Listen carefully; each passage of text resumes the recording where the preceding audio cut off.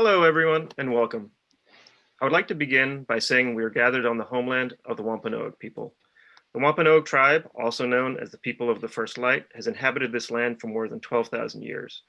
I ask you to join me in acknowledging the Wampanoag community, their past, present, and future generations. Thank you, and welcome to all of you. Welcome to our virtual event, The Artists of Ethan Murrow's The Greenhouse, happening in conjunction with our ongoing exhibit, The Greenhouse. In this panel, we will hear from all of the artists involved in bringing to fruition Ethan's vision, how the project developed, and discuss the collaborative effort. Each artist will offer insight into their personal artistic practices and the artistic partnership that led to the creation of the 75-foot wall drawing at the Cahoon Museum. I am genuinely excited for our panelists tonight. Our guests are all incredibly amazing artists, and I'm excited for you to hear from them all tonight. I would like to begin by showing the artists hard at work installing the current exhibit.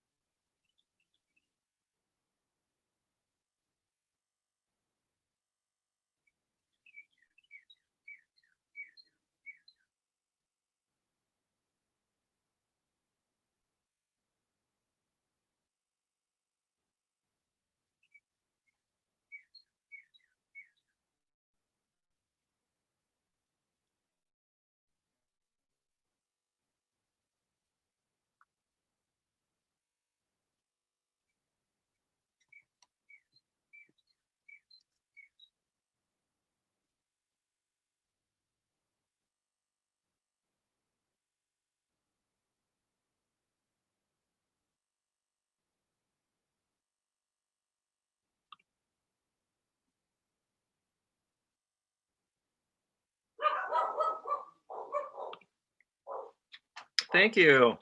For those of you who are new to Zoom, there's a little button that says chat at the bottom of your screen. And if you can please help me welcome our panelists by saying hello and letting us know where you're watching from tonight. That must have been a fun reliving the those 7 days of intense work that you all went through. Okay. All right, we have people coming in from Falmouth, Weymouth, North Falmouth, West Falmouth. We have Falmouth absolutely covered tonight. Harwich, Seattle, West Barnstable, Cotuit, Woods Hole, Arlington, Virginia, Barnstable Village, New Hampshire, Mashpee, Cape Elizabeth, Maine, North Falmouth. Fantastic. Well, welcome all. This is also a great spot where you can direct any questions you may have for our panel throughout their presentations, and we will answer all of your questions at the end of their discussion. Thank you. And I would now like to hand this over to our amazing artists and allow themselves to introduce themselves and their personal work. And we're going to get started off with Nicolas Papa. Welcome, Nicolas. Sorry, I had to unmute. Hi. How is everybody? I am Nick Papa, or Nicolas. I'm going to share my screen in just a second to show you some of my work. But I'm 25. I'm currently living in Boston. Was brought up in New Hampshire. I've been working for Ethan as a studio assistant for the past 3 or so years. So I'm going to talk a little bit about what I was doing before and during, and what I will be doing after, I suppose, too. Oh, sorry. I need to find the window.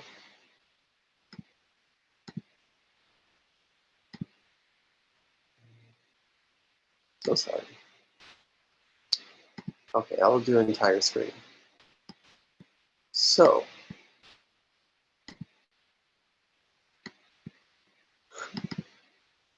Okay, these are 2 portraits that I did for my thesis. These are my friend. Hey Nick, I'm sorry to interrupt you, but we can't see your screen yet. So oh no, you can't. You'll see it pop up when there it is. Okay, is that working? Yes. There you go. You got it. Okay. So sorry, everybody. I'm new. So these are my friends Dill and Tyler. Dill on the left, Tyler on the right. And these were. I was always really invested with portraiture throughout my whole time at SMFA. But I was also looking for ways to involve all my interests in texture. So I often did figures that were sort of being immersed by patterns, or their clothing was sort of like overcoming them or constricting them, or I repeatedly set up equations where you had to question what the pattern was doing because it was operating on a different plane than the realism that I was so used to, but I was really having fun with them. So this is some work that I was creating after school. And this is sort of like the start of me starting to consider what I want to set up in terms of showing somebody in my pieces a figure going through something, or just showing them that something. So I was really playing with, like, did I want to participate in portraiture, or did I want to just give somebody the experience that I was trying to create? And in the experiences, I was trying to think about how small our texture palette is day to day. I was thinking about how most of us just go touching plastic, a glass screen, clean, smooth, dry surfaces. So I wanted to present an image of somebody engaging with something that's more foreign and sticky maybe, or like fearful in some ways, and sort of capture a moment where they are either tempted by it, indulging in it, kind of being constricted by it and stuff too. But either way, same situation as the thesis works, where I was thinking about having to question, that relationship between the figure and the texture. And I saw this one as a turning point between that and what I'm working on now, because one, the figure is turned. So I kind of like treated it kind of secondhand and was really invested in those rocks and the wetness of them, and they kind of stand out from the rest of them too. So that was a transition to this next line of work. So I was doing these drawings for Inktober, which is a month-long drawing challenge and it's like worldwide drawing challenge in October, where you get a prompt a day. But I really found it as an opportunity for me to just like sit and really plug away at something really tedious. I really wanted to just do that full immersive texture rather than depicting somebody going through a texture. And I think I do credit my time with Ethan for so far, like making me comfortable with the laborious, or even seeking out the laborious, even if it's pointless, maybe sometimes especially if it's pointless too, which like those ideas have driven a lot of my new work too. So these new paintings that I'm working on too, and I want to say, I know how ironic it is that I'm dealing with texture and I'm a 2D artist making like smooth, flat things, but that's part of the irony that I'm kind of obsessed with. Like, I think we run away from textures so often, but we're teased constantly by pictures of texture, or pictures of smoothness too. But sort of asking somebody to imagine touch is kind of a big ask. And I like my role in that, which feels like dedicating a lot of time and energy towards something that's otherwise really quiet. So a lot of the new paintings have been gray as like a prompt, and commonplace. So this is a concrete wall, and I had a lot of fun doing all the pops and everything. I really like my role as a painter, kind of maniacally going in layer after layer, dot after dot, piece by piece, all to achieve ultimately a wall.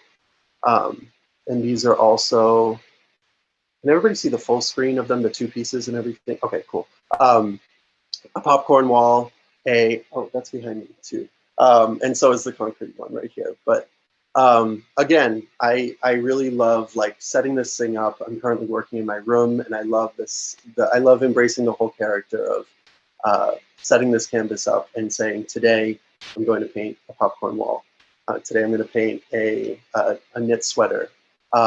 And arguably for me, they have the same effect as like, and the same connection that you do of seeing somebody against a popcorn wall, or seeing somebody in a sweater too. Your mind kind of has those personal attachments to textures that the sympathy is just on a different level than seeing somebody in a portrait with those things.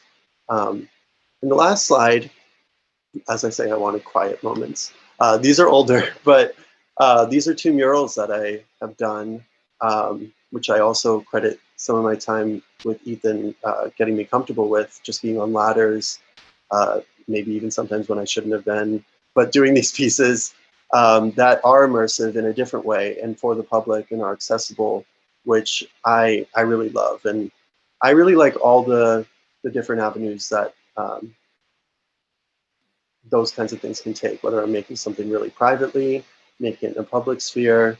It definitely changes contextually, but I love it all. So yeah, that's me. Thank you so much, Nick. And Thank if you. anybody has any questions for Nick, they can be popped into the chat. Also, we really love compliments in the chat. Really amazing work. Karli, let's hear from you next. Hello, I'm Karli. Can you hear me? Good. Yes. Okay, cool. I'm in Southern California, and I met Ethan because I was also a student at the museum school. So I don't know if everybody's aware of that. The School of the Museum of Fine Arts at Tufts. He was my advisor, mentor, and my supervisor when I had the teaching fellowship. So we've had a long relationship, many different levels. I'm going to share my screen right now. I'm not going to follow Nick's lead and tell you all how old I am. Okay, let's see here.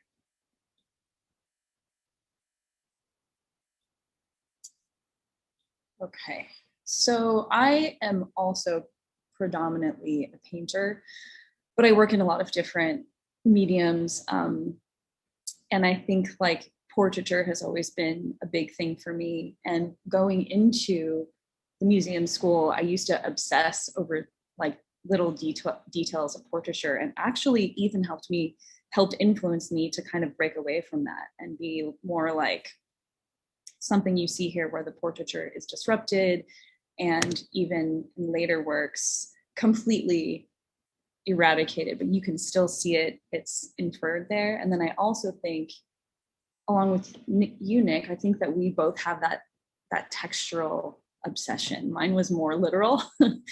And I'm using materials that you would like build walls with actually in my paintings. So that's something that I kind of got out of there. But I still love bright colors, and portraiture is always something that I fall back on and I'm comfortable with and I love.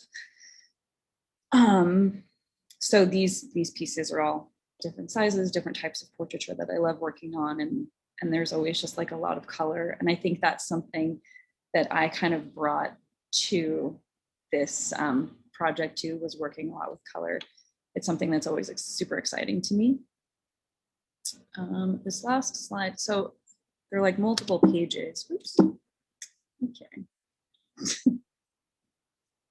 see here. And then, so I also worked in photography. I love portraiture again, and I like using film photography and double exposure. So that's something that I like playing with a lot. And I'm trying to capture like a feeling of a place.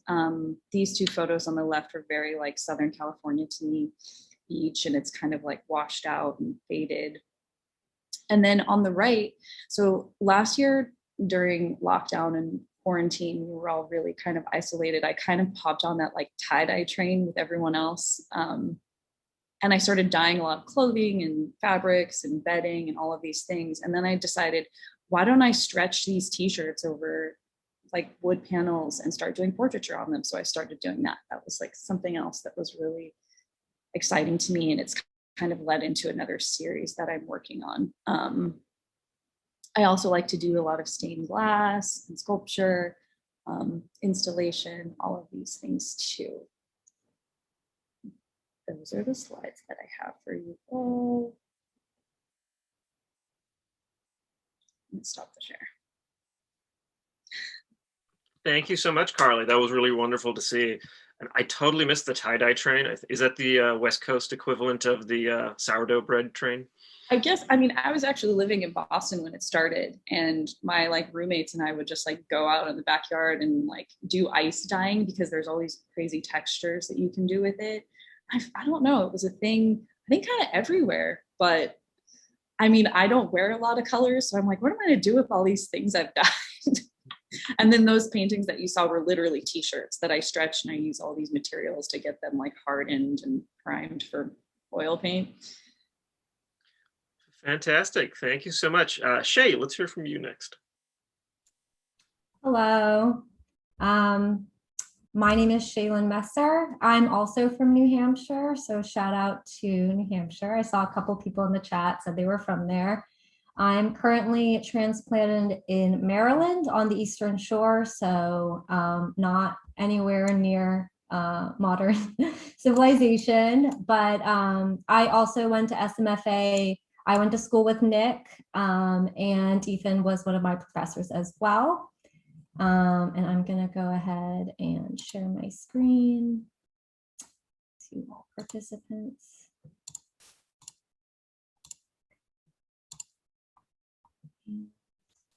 We all see?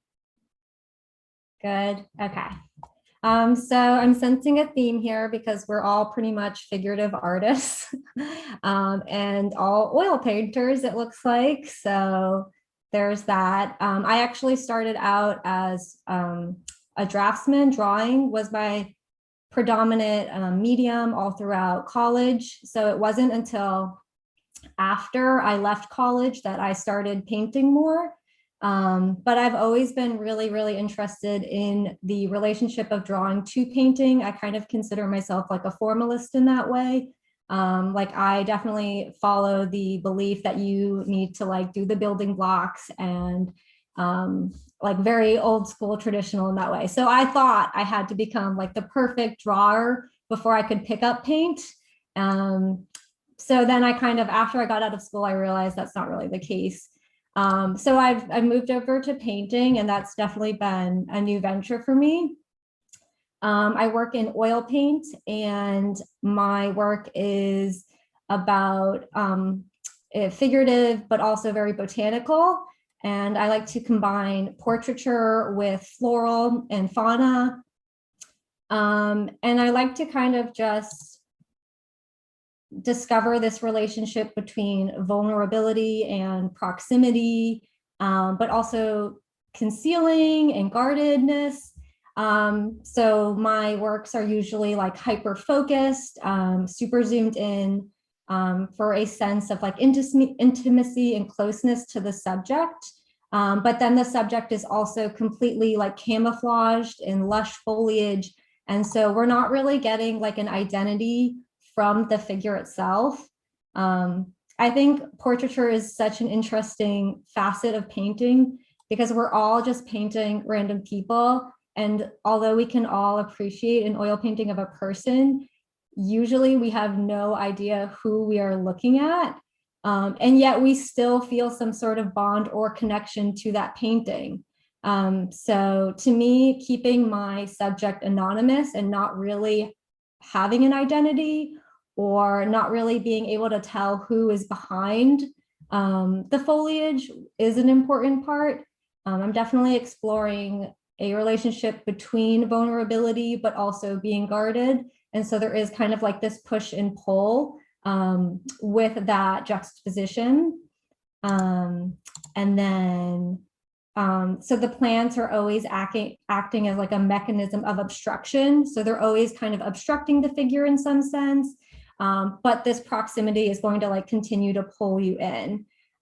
So I kind of liken this to like a fight or flight instinct in humans where, you know, we're either like a deer stuck in the headlights, like ready to bolt, or we're like a rabbit seeking refuge, like in a bush, trying to get away. Like there's this moment of like, you're experiencing something maybe you should or shouldn't, but you also are learning like absolutely nothing about your subject at all. So I get a lot of my inspiration from my own collection of plants. I've worked in the floral industry for several years. So I definitely am in the mind of thinking that everything beautiful and unique has already been created. And so I'm just kind of drawing inspiration from that. I'm going to stop share from there. Thank you so much, Shay. That was really, really wonderful. Ethan. Wow. Okay, that was incredible. And I feel so lucky. I just put this in the chat. I mean, I just feel so lucky to have worked with the three of you. And I'm so grateful to the team for showing up today. They didn't have to. And so just extra time, extra work, and so cool to see you all share these things. For those of you joining us, thank you for coming to support our work, and to the Cahoon and to Michael for hosting us tonight too. And I think, you know, I suppose it's pretty obvious why I asked these three amazing artists to work with me.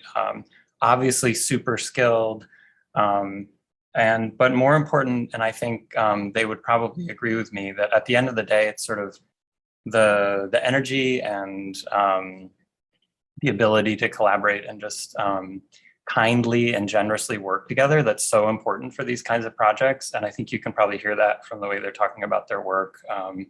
Just a really positive approach to making artwork. I will show a few images too, just to kind of contextualize some of what we worked on at the greenhouse. But I really want to focus mostly in terms of what I'm going to share today, just on how important it is to me that I get to work with artists, to collaborate, to hire assistants, to build these teams, it's far and away the best part of what I do. I'm really lucky to work with Nick on an almost daily basis in the studio and some other assistants who are here. But when we work on the wall drawings, it's the most challenging thing that we could ever do, or that certainly that I could ever do in terms of my job in the studio.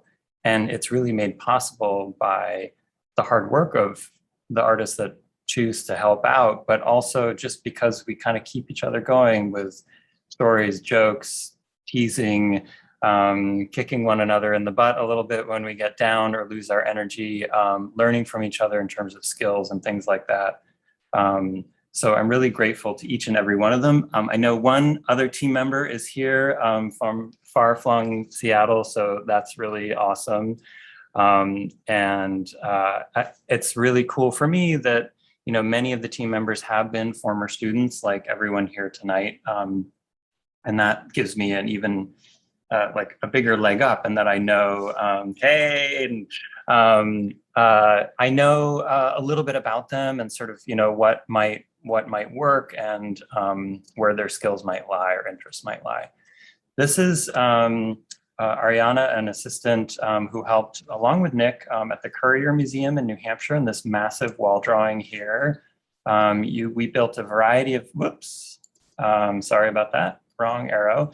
We built a variety of different projects or pieces for this historical narrative about the Courier. Shay was there as well, plugging away. I think you can see Shay on the far left there.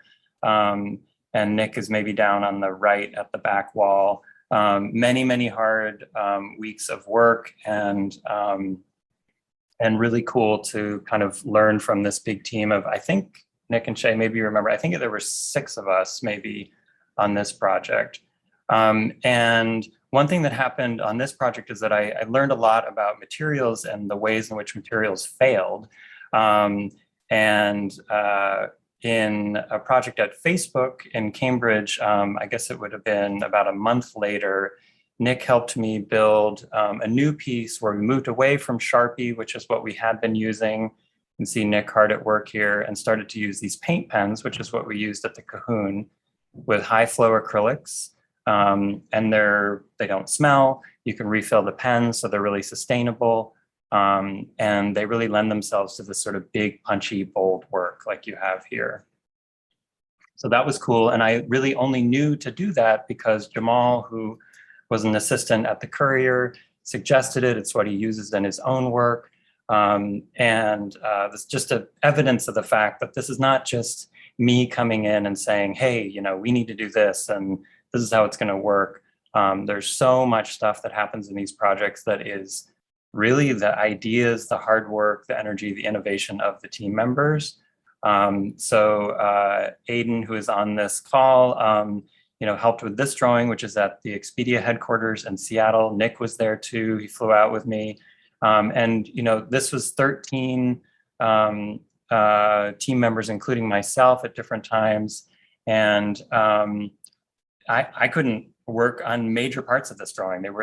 These drawings. They were way too big to really get into in a detailed way myself, except for here and there. So many big parts of this drawing were sort of invented by the team. So a lot of building these wall drawings is also about trust in the skills and the abilities of the people that are working on the team, and just knowing that collectively we can do something really good together, and that it doesn't have to be the person that is, managing the team or the artist that's coming in that has to make like the master stroke. I don't really believe in that. I really believe more in this idea that we can overlap one another and sort of in a collaborative manner come to something of real fruition. And I'm going to pop out of the share there real quick because I bumped it off my own screen. I apologize. So in Expedia in Seattle, we did these 3 different 3-story wall drawings. So in the previous image, you have the top of one of them, full color. This was the first time working in full color. On the right, you have these multi-floor ones that sort of talked about the site and place of the building. And so the context within which the wall drawings happen is really important. We're working around engineers and people who are actively being asked to and wanting to collaborate. So a lot of the content within the drawings dealt with that kind of thing. And we really wanted to find a way to talk about the ways in which collaboration can work and also can fail. So the drawing on the left was very much about a kind of circus-like environment where the collaborative effort may not last that long or may sort of crumble at the end. I also am just really invested in the collaborative elements in the team building that happens at every stage of the work that I do. So these are dancers and performance artists who formed the content, the imagery for the project in Seattle. And you can see them here working with photographers in Boston. These, for those of you that are from Boston or from the Boston area, these are dancers from Urbanity Dance in the South End, performance artist from SMFA, and also an MIT professor slash actor who is a friend of mine. So a really kind of eclectic group, but really amazing to work with them all and learn from them about the figure and ways in which the figure could kind of enhance the project. So I love this chance to really, again, learn from the people that I am able to collaborate with. Let's see if this is a, hold on here. Sorry, I'm not gonna play that. Here's the team from Seattle. You can kind of see on the left just how big the drawing was, multiple floors of scaffolding. We were in PPE, and as Nick likes to say, we sort of learned about PPE long before COVID with all of these helmets and various bits of gear that we worked with. And this was the moment when the tree drawing got disassembled, and we found the first view of the drawing. And that's something that's really important about these projects, is that we have to work really close to the wall, and we have to kind of trust that the original imagery that I have designed and sort of come up with is somehow going to work. And you do find mistakes. You sort of encounter things that maybe you wish you'd done differently, but it's again, that sort of part of that trust and that belief that you can kind of find a way through and figure out a way to build something really good together. So you step back as much as you are able and then work from there. So I guess I just really want to stress the fact that for me, it's an incredible honor to build projects like this. And I'm really grateful to the Cahoon for inviting me to do something new. It was really, I suspect Karli and Shay and Nick would agree, it was also just really cool to be able to enter the museum. We were all fairly newly vaccinated, newly able to sort of be out in the world just like everyone else, and to do that in such a way where we could be in public, be working together, and to really sort of see an artwork grow in a collaborative way, and also in a way that people can hopefully enjoy for many, many months. That to me was truly, truly special. And I feel really lucky to have had that experience, because it's very, very different to make work in a studio, as all these other artists can attest to, than it is to make it out there in the world in public. So I think while I'm really dedicated to the content at the Cahoon and really proud of what we were able to do, I think that very fact of it happening after the pandemic and the public nature of it, to me, is probably what will kind of resonate long beyond the time when the wall drawing is done. So it was very, very cool to share that with these guys. And I just also want to say that it's probably hard for them to express in this setting that how difficult the job is, but I just want to honor the fact that it's really hard to work for other people and to interpret an artist's strange, I don't know, habits, opinions, lack of foresight, objectivity, all these kinds of things that come up where you're trying to basically extrapolate from a printed mock-up or a collage. And so it takes an immense amount of patience on their part. So I give you all a huge amount of credit for your ability to stick that out. And I'm super grateful to all of you for making that happen. So thank you so much. That's what I had. Thank you very much, Ethan. We have some questions coming in on the chat, and if anybody else has any questions they would like to ask the team, please pop them in the chat, and I'm happy to ask them on your behalf. One thing I was wondering, and you mentioned the difficulty of the work. What's it like working in front of the public in these projects? Shay, I think you should start. I personally am like the kind of person that likes to fall into a groove. So I think it's really important people see like all of the stages of a work of art. Like us, Ethan was saying at the end that like you have to trust the artist's process. And I had never worked with the high flow acrylics before, so this was my first time working with those. And when Ethan was like doing the first couple layers with them, it's so messy, it's so sloppy, and I was kind of watching him and I was like, yeah, there's no way that's gonna come together at the end. There's no way that's like gonna be that precise, like the way that you always see Ethan's work is like so detailed, so precise, so realistic. But when you see it in the beginning, it's so loose, it's so gestural, it's so sloppy. And I think it's really important for people to see that like masterpieces don't just happen like that. Like highly detailed work takes a lot of time and trust in the process.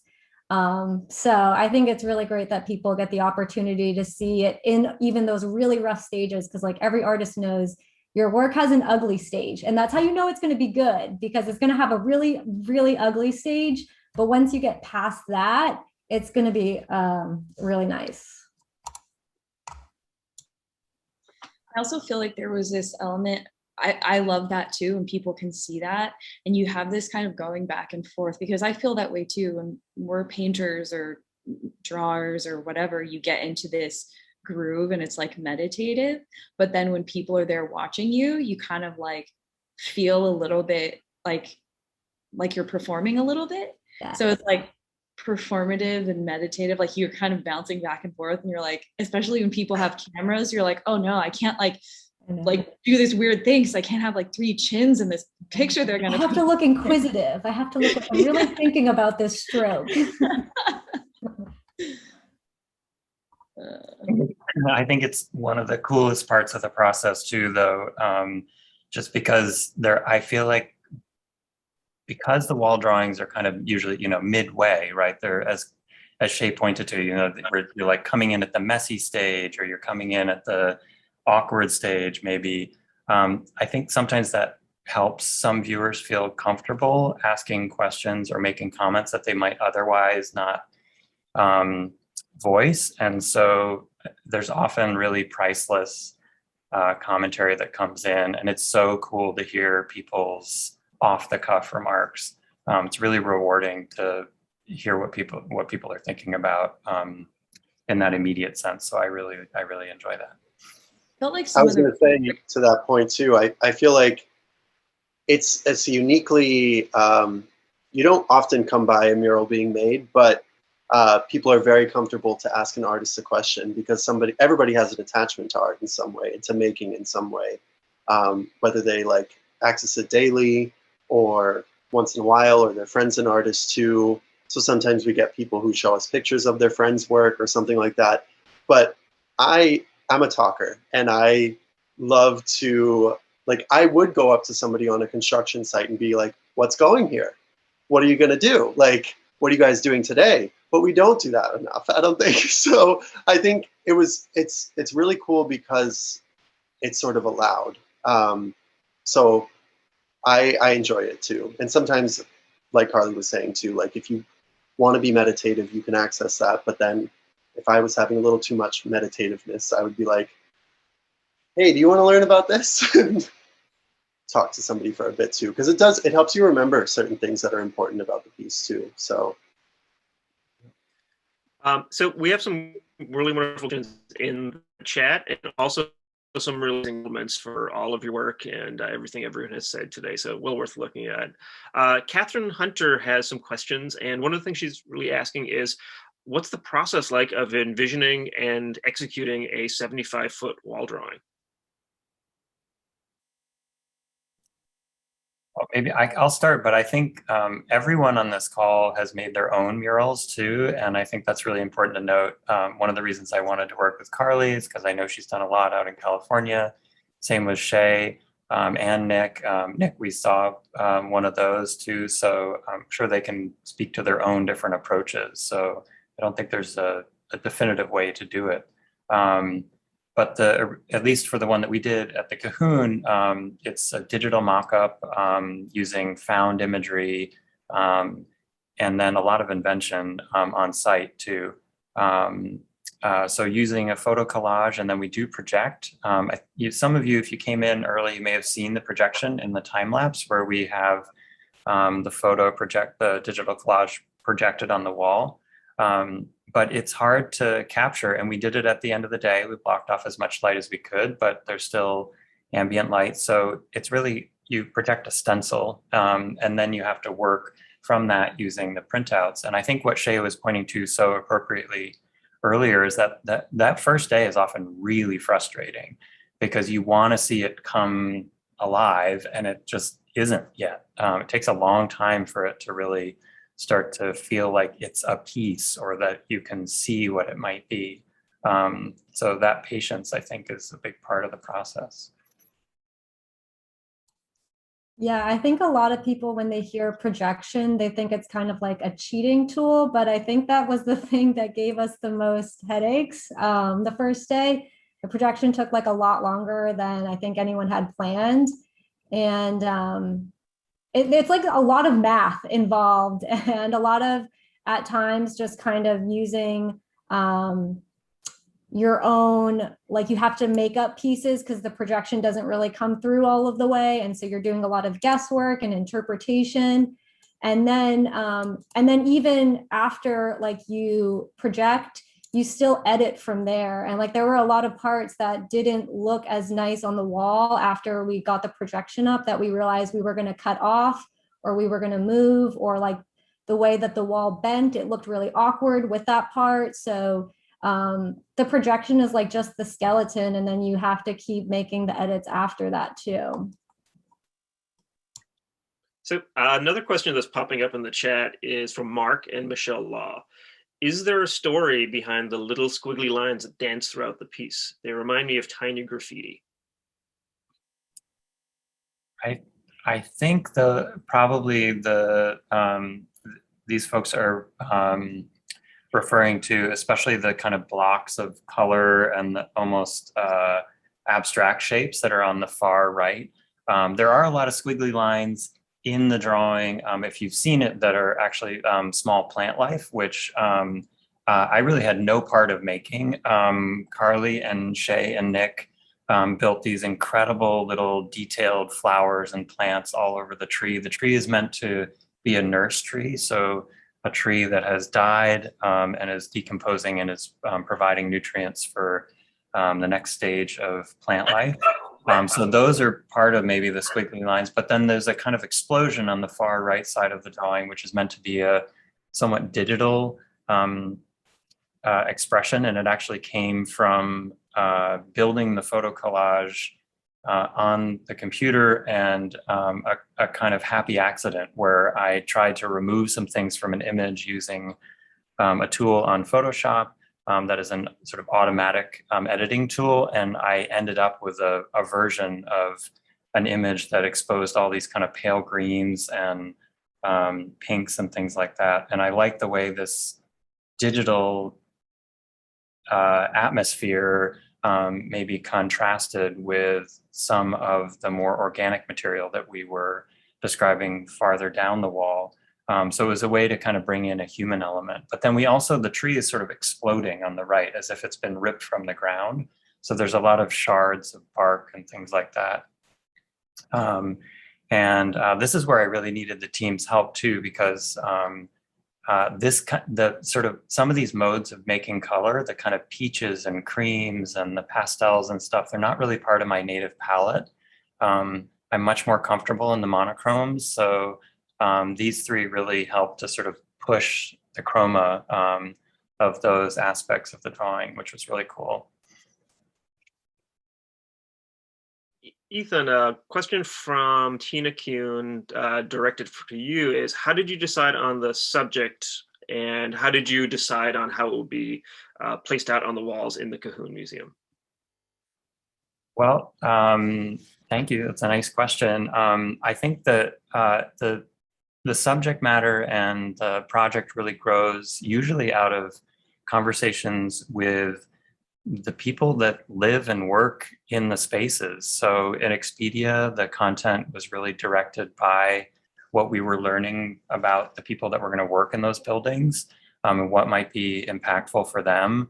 The history of the site itself, for example, and that was really important at the Cahoon too. So talking to Sarah Johnson, the director, about and all of the staff at the Cahoon about what's happening in the museum, what the collection is like, what the history of the museum is like, what was on that land long before the museum was there.